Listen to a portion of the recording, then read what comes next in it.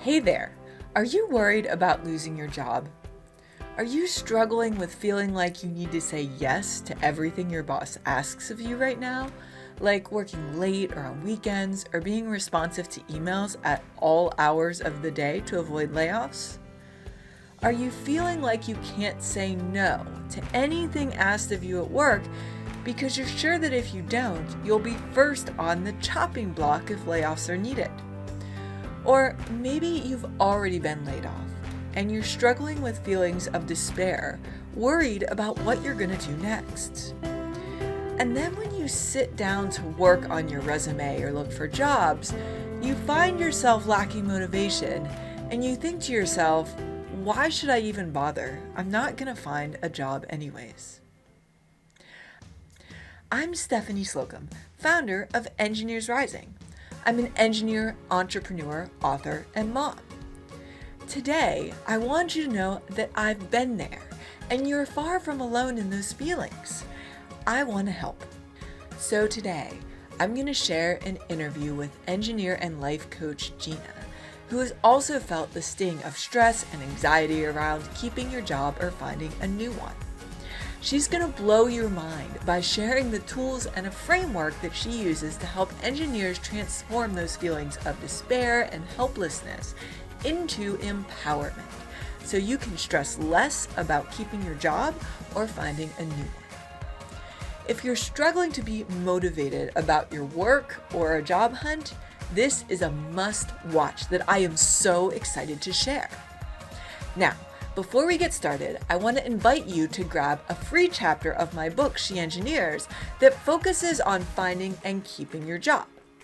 You'll also get a resume tips bundle that has top mistakes that engineers make on resumes, as well as a checklist so you can avoid those for yourself and get that job of your dreams. Just click on the link below to sign up.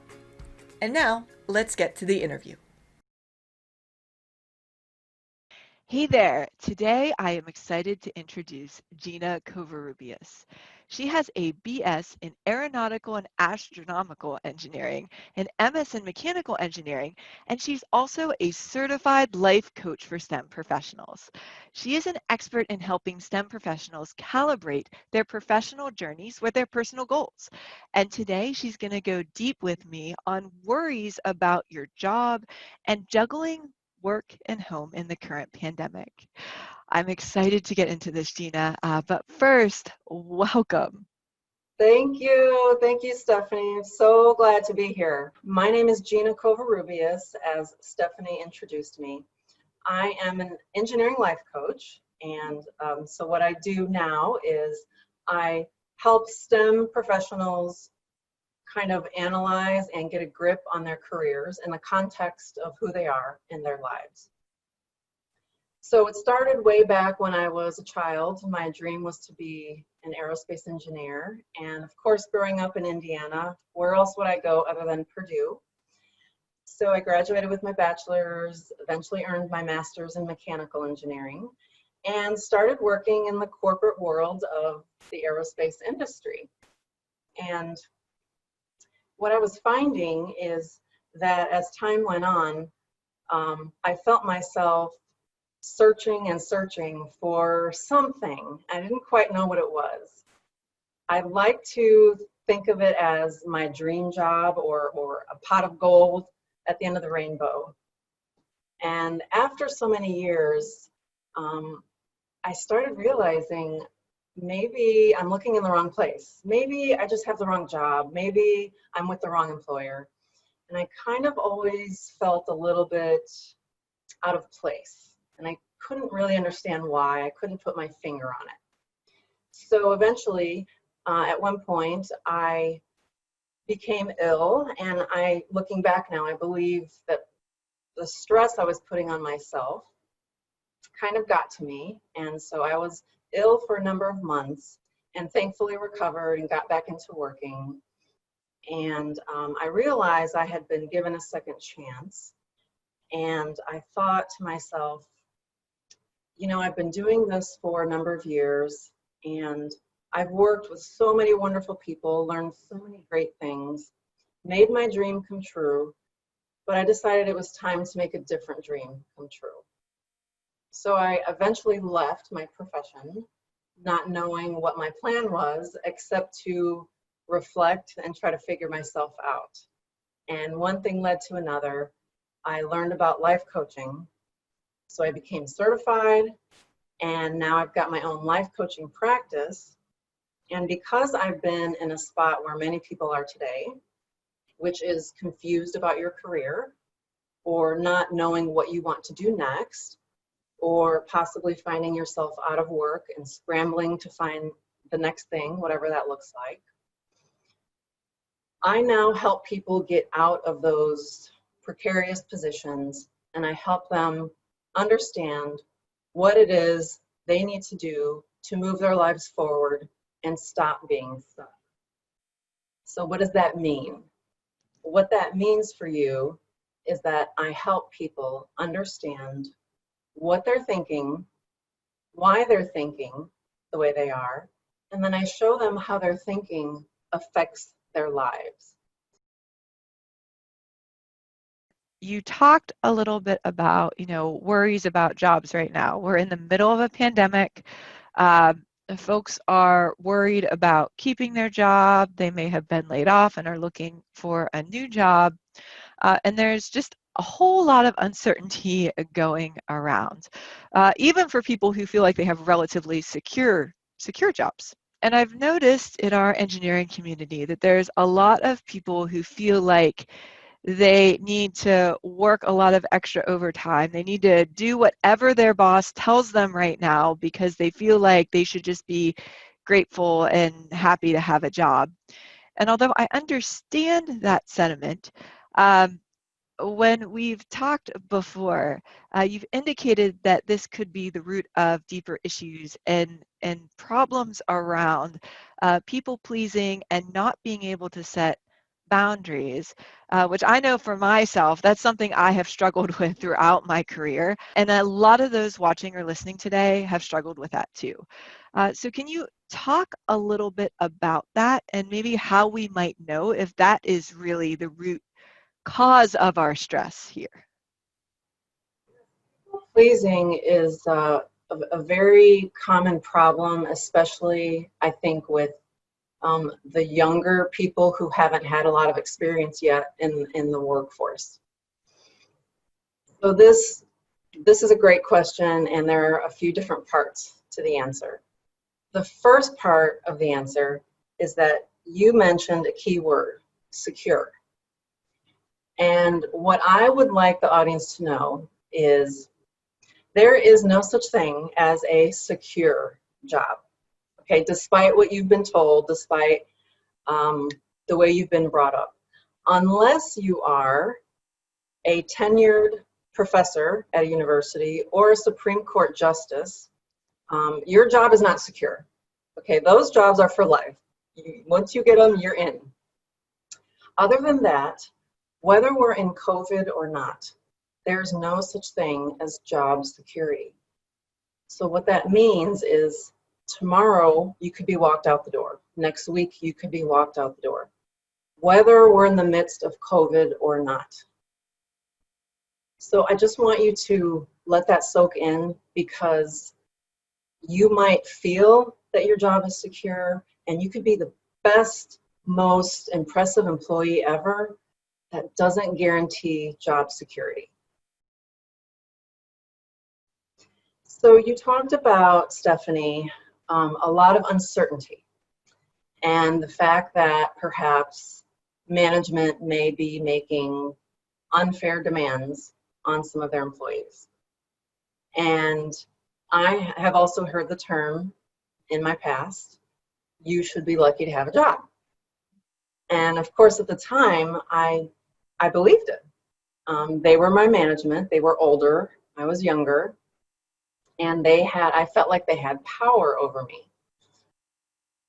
And what I want to say is, if anybody in your management team suggests that you should either be happy or feel lucky that you have a job, I'm going to say that they are incorrect. And the reason for that is because, number one, Happiness does not come from your job. And this might be hard for you to wrap your head around, but a lot of us pursue a career or a job title thinking it's going to make us happy. And that is a very big mistake that I'd like to point out, because you're relying on an external force or an external person to make you happy. And when you do that, you're setting yourself up to be disappointed. So instead, happiness comes from you. It comes from within. When you rely on externals out there, they're very good at letting you down. And this other idea I'd like to bring up is when they say you should be lucky to have a job. Okay, that is incorrect. Luck did not get you your current job. It did not get you to where you are today. The reason you are where you are today is because you have a brain, and your brain is capable of learning and planning and failing and creating a future for yourself. And you have created a life so far, thanks to your brain, which is the most powerful tool on earth. You've created a situation where you have been given this job opportunity that you are pursuing right now. It did not fall into your lap. It is not a stroke of luck. It is something that you earned and you sacrificed, and you interviewed your way to this position. So don't let anybody tell you you should feel lucky or happy to have a job. The next part of my answer to this wonderful question is about people pleasing and the fact that your management may try to take advantage of you because they can. They might ask you to work extra time or to take on extra projects that maybe they normally wouldn't. So what I want to tell you about that is, first of all, that could be a form of bullying. If they detect that you will not stand up for yourself, and if they think that you are a weaker employee who's afraid of saying no, they might take advantage of that. So the best thing that I could offer you is, if you learn how to have self-confidence and if you learn how to stand up for yourself, then you will teach them what their boundaries and what their limits are. If you keep taking on work or extra assignments that you feel you shouldn't have to, or is unfair, or is really getting in the way of your home life, they're going to keep doing it until you stand up for yourself. The bottom line is, if you feel like you have to please other people, including your boss or your management, then I would say there might be a bigger issue here. And the bigger issue is the fact that you may not be pleasing yourself, and you may not be feeling confident about who you are and what you're producing in the world. And that's very common. There's nothing wrong with that. I think a lot of us go through that, especially as we're new employees, especially as we just graduate college and we start our new jobs. But it's very important to be aware that if you please yourself, and if you seek internal validation instead of external validation, you will find that your whole world will open up, and that fear of saying no will eventually go away. Now, I'm not saying, Stephanie, this is an easy process, but I promise if you do that work, then you will be extremely empowered to take care of yourself and to understand when to say no and how to say no. But I want to go back to what you said a couple minutes ago, because I know we have a lot of young engineers watching who are thinking to themselves, okay, so my boss just tried to dump another project on me and I'm already completely overwhelmed. Can I just flat out say no? How can we say no diplomatically and not put our job at risk? That's a great question. So there are different ways to say no. And what I want the audience to think about is, what kind of energy and emotion are you bringing to the conversation? So don't approach your management, don't approach this conversation from a place of fear or resentment or guilt or anything negative. Rather, if you could approach this situation and this type of conversation from a place of peace and calm and respect for yourself, for who you are, that will show up in the conversation when the time comes. And that does go along with the idea you brought up, Stephanie, about having boundaries. And the reason we have boundaries is not to try to manipulate other people, not to try to get other people to act in a way to make us feel better, but instead we set boundaries because it's a matter of caring for yourself. And it's one thing you can do to show self-respect and self-care. But in order to do that, you have to have a lot of self-confidence and you have to believe in who you are. When we as employees feel like we have to take on the extra work and we have to please our boss, and it's a pattern that happens over and over, there are always one-offs, okay? And I think most people can accept that. But when it becomes a habit and when it becomes a pattern and you keep giving and giving and giving, that's when you feel the stress and the overwhelm. And then you're going to be resentful and you might start looking for another job. And eventually it leads to burnout. It's not a sustainable model for you. So saying no is one of the best things you could do for yourself if you feel like they're going too far and asking you to do too much. Can you talk maybe a little bit more about why we struggle with saying no? Like your experiences, like my own experiences, I feel like women often struggle with this more than men do. And I'm just curious as to your take on that. The reason we struggle to say no is very simple on the surface, because we're afraid, because we have fear. And we tell ourselves, and we actually believe these things that we're telling ourselves, such as, just a few examples I'll throw out there. If I say no, I might get fired. If I say no, or if I refuse to do something, they're going to think poorly of me. Or what will happen? What will they think of me when I do say no? Like, I'm really worried about my reputation.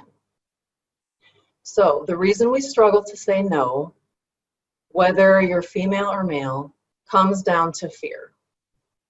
And the reason we're afraid is because of insecurities. And we all have insecurities. We're human. Okay, so that's totally normal.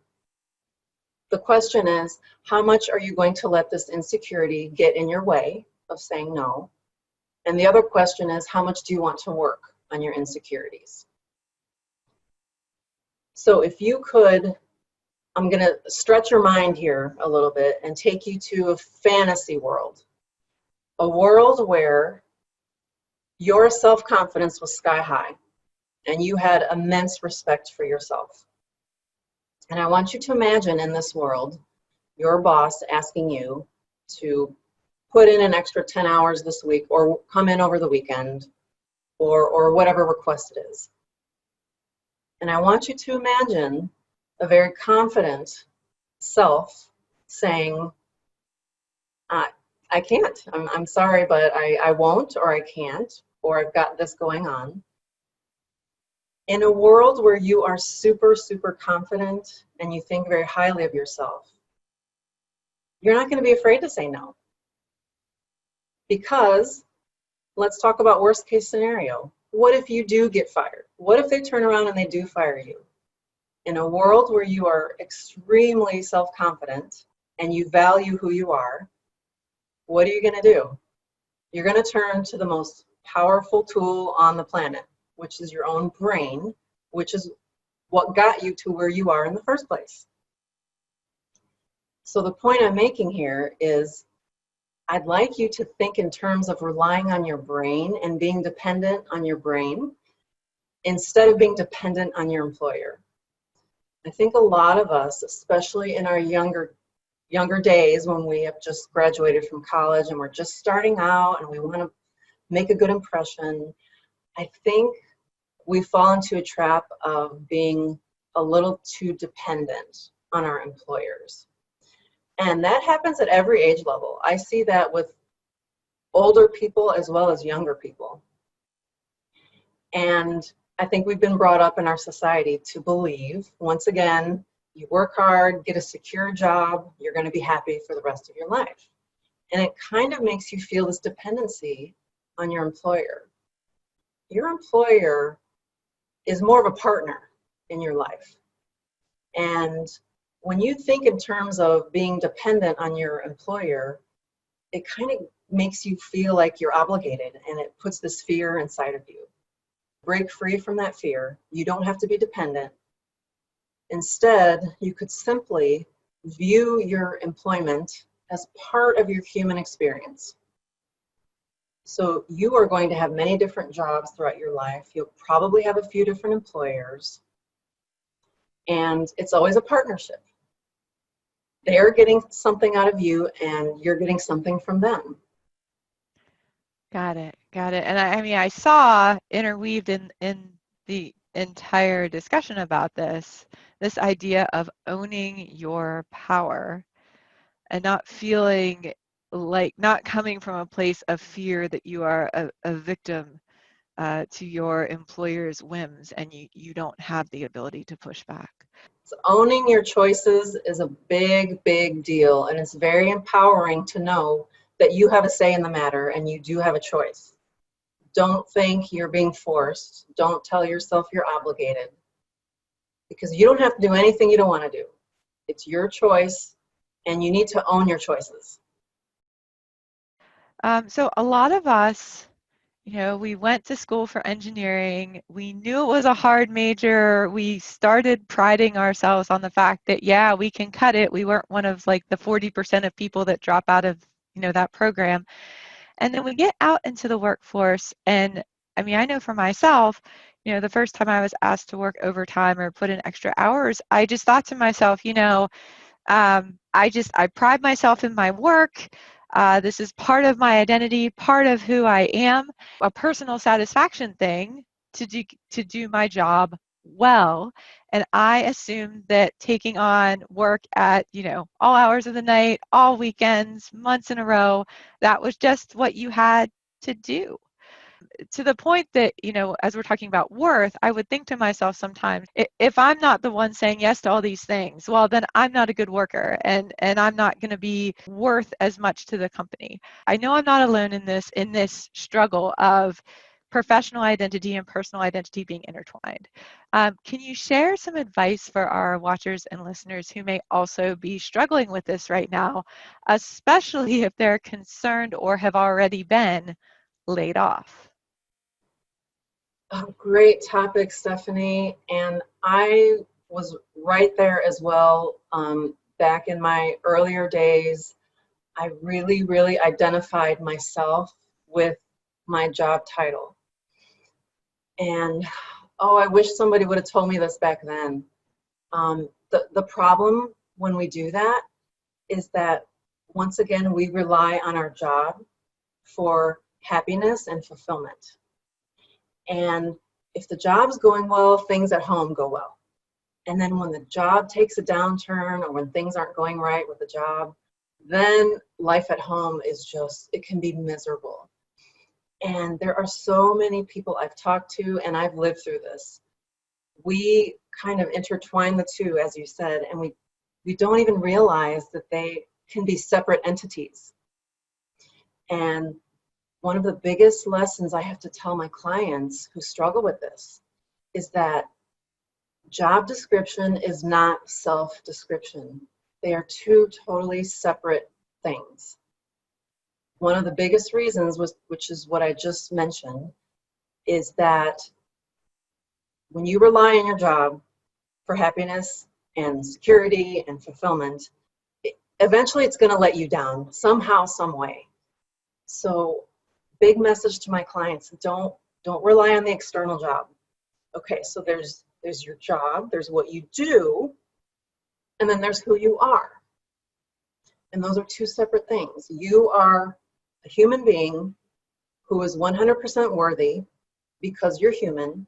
It doesn't matter what you do, what you don't do, what you say, what kind of education you have.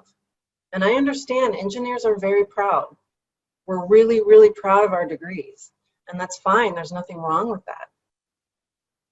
But there's who you are in the world, which is a human. And it could be a son or daughter. It could be a spouse. It could be a parent, a cousin.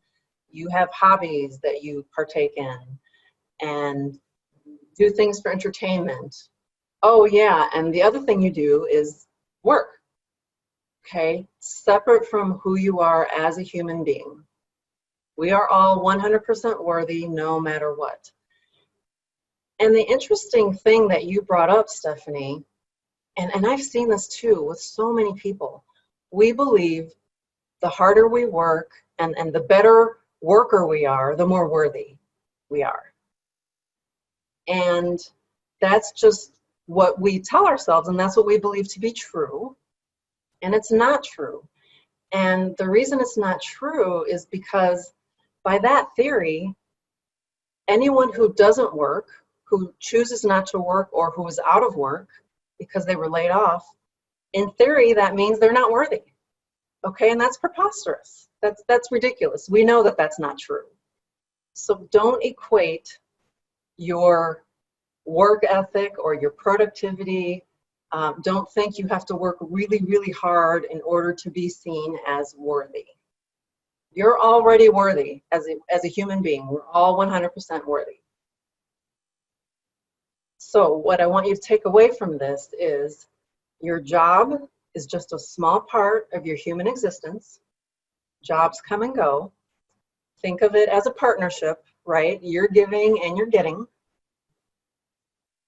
And you need to determine for yourself when to say no. Such an empowering message that job description does not equal self-description. Because I know I personally thought that for many, many years that those two are the same. So thank you for that gift of once again kind of reframing our mindsets around that.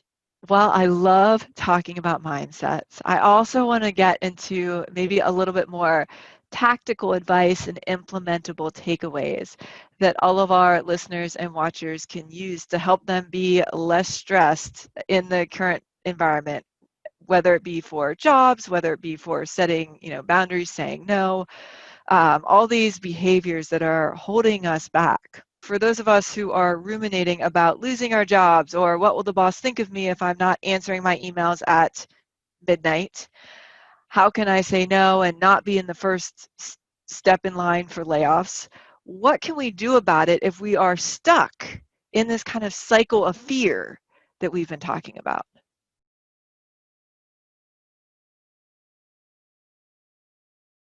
So anytime we want to change our actions, as you mentioned, what that means, the best way to approach changing your actions is to get to the root of the action.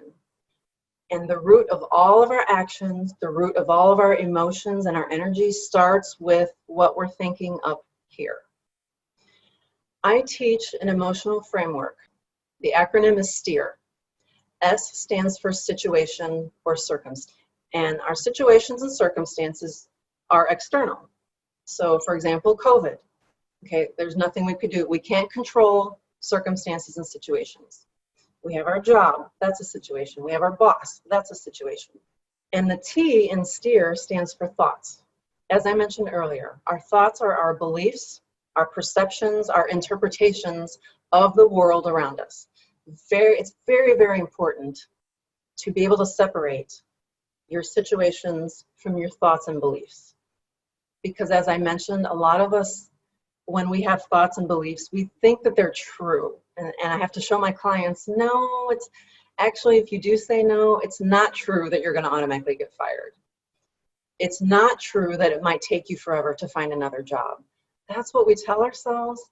So part of my job is to make that distinction between beliefs and facts. So STEER, S-T-E-A-R, the E stands for energy or emotions. And energy and emotions come from our thoughts and our belief systems. The next step in the process is the A, and that stands for actions. So we act based on our feelings and our thoughts. And then the R in STEER stands for reality. So all of the actions you take in your life produce your reality. And I lay this out. I have some videos on my website, and I walk through step by step how this works and how this applies to your life. When we're aware of our thoughts and our belief systems and what they're producing in our lives, then we understand, oh, okay, I don't really want to be thinking in those terms. And this thought is not serving me well. So in a nutshell, to answer your question, Stephanie, I would recommend the audience check out my videos on this STEER emotional framework, because they can apply it right away to their lives. And it's very interesting to be able to separate your thoughts from the facts in the world and put it down on paper and go through the steps to see exactly what you're creating for yourself. We have so much more power than we actually believe. Let's walk through an example. The situation, which starts with S at the top. You might be told by your boss, you're not getting a raise this year. Okay, that's a fact. That's the situation. Now, the next step in the STEER emotional framework is thought. So, this is a fact out in the world. You're not getting a raise. You have many, many, many different thoughts you could think about that statement, about that fact. A lot of us might go to, well, if I'm not getting a raise, they clearly don't value me. They don't care about me or my work. That's very common for people to think, especially when it happens for the first time. So the next step in the STEER framework is, once you have that thought, how is it going to make you feel? When you believe they don't care about me, you're probably going to feel a little bit resentful. You might feel a little bit unmotivated. You might feel a little bit of some other things. From the feelings of unmotivated and resentful, how are you going to act? What is that going to lead you to do? Well, it's probably going to lead you to complain. It's probably going to want you to do the minimum amount of work instead of maximizing your work. You're probably going to turn down challenging assignments or avoid people. And in reality, what you're doing by those actions, so R is the last step in the STEER framework, the reality is that you are not valuing yourself in that case. So going back to the thought, they don't value me, they don't care about me, what happens is you end up acting and putting energy into your life in such a way that you're not valuing yourself. Now let's look at an alternative thought. You could choose to believe, you know what, they may not understand the value I bring, but I know the value that I bring. I understand my work, and I know how worthy I am as an employee, whether they give me a raise or not.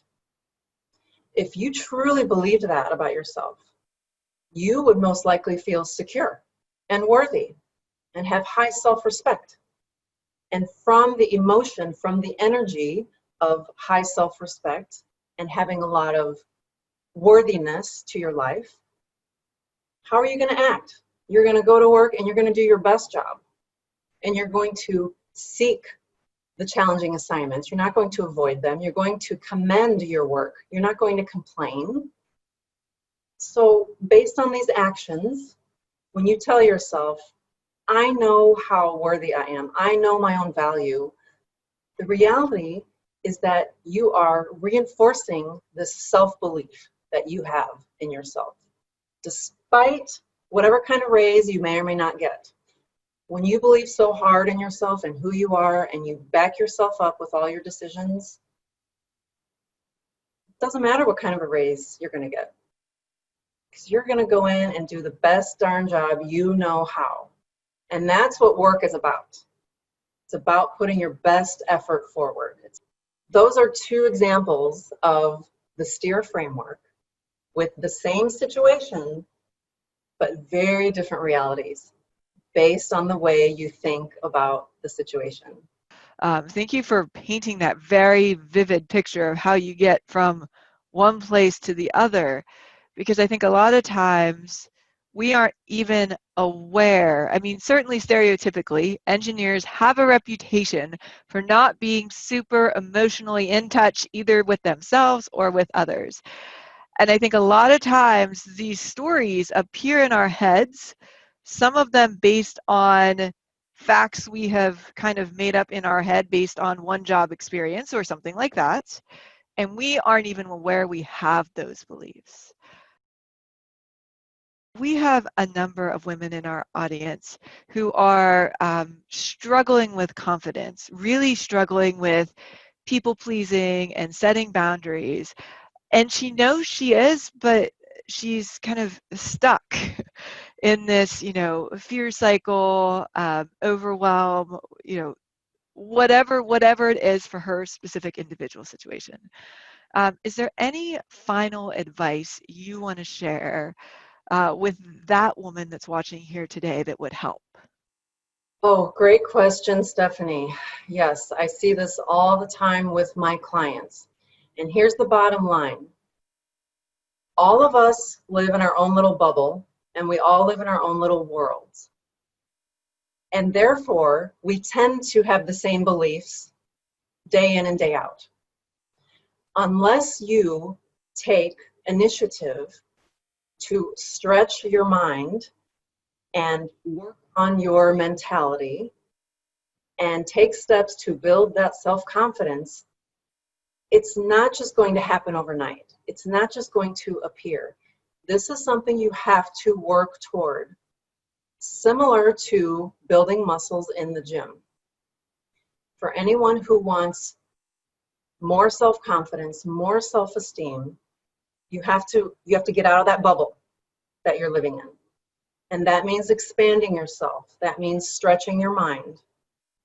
So I would encourage you to check out my videos on my website, look through some of my career blogs, and at least get yourself thinking about, okay, this is where I am right now. This is where I'd like to be. This is who I would like to be. This is who I'd like to look like. And think about some of the people that you emulate and that you admire. What would it take for you to follow their footsteps or to build the kind of confidence that they have? I love the work you're doing, and I'm so grateful you're able to be here today. Thank you so much for that. I'm sorry for interrupting, but I just have to throw this in there for the audience. I would not be doing this right now today if it weren't for the hard lessons that I learned. So what I want to do is to try to help people avoid the same mistakes that you and I made.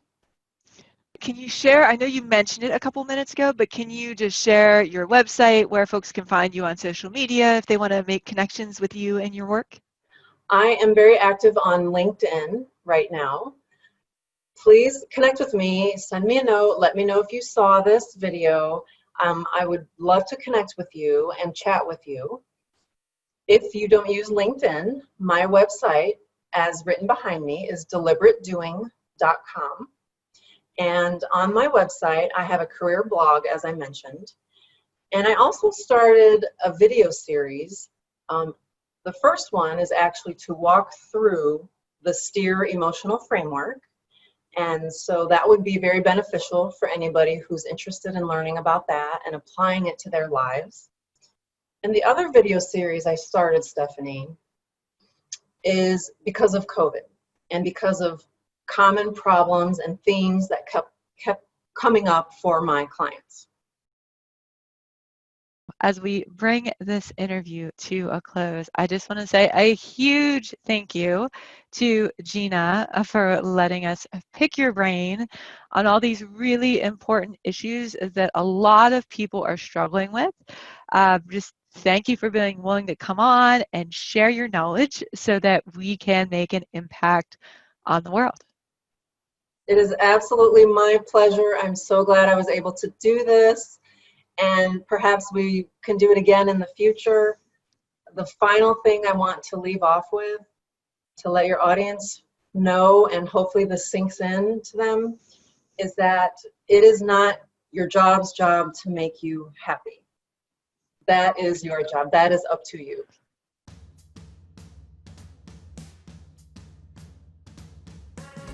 Wow, just wow! Is your mind blown? And are you ready to tackle your work with newfound motivation and gusto that you have what it takes to succeed inside you? Now it's over to you. I would love to know what your biggest tips are around keeping or finding a new job. Let me know in the comments below. And if you love this content, don't forget to get your freebie via the link below, which includes a free chapter of She Engineers to help you find or keep your job, and a resume tips bundle so that you can avoid the top mistakes that engineers make and get that job of your dreams. And if you enjoyed this video and you want to learn more practical strategies, tips, and tools to help you rock your engineering career, make sure to like, comment, and subscribe to my channel.